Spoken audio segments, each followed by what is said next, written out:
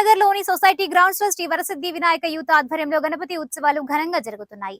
ఉత్సవాలలో భాగంగా శనివారం ప్రత్యేక పూజలు నిర్వహించి భక్తులకు అన్నప్రసాద వితరణ కార్యక్రమాన్ని నిర్వహించారు.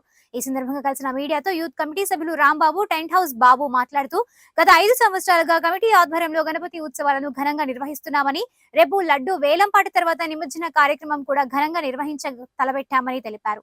అన్నప్రసాద వితరణలో కమిటీ సభ్యులు మహేష్, సాయి మాధవ్ తదితరులు పాల్గొన్నారు.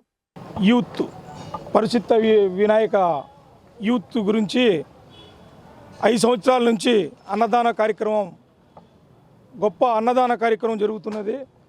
ఈ అన్నదాన కార్యక్రమంలో ఇక్కడ పరిచిత్త వినాయక యూత్ రాంబాబు, నరేంద్ర, మహేష్, జయ వీళ్ళందరూ ఒక యూత్గా ఈ అన్నదాన కార్యక్రమం, ఈ వినాయక చవితి సందర్భంగా అన్నదాన కార్యక్రమం జరుగుతున్నది.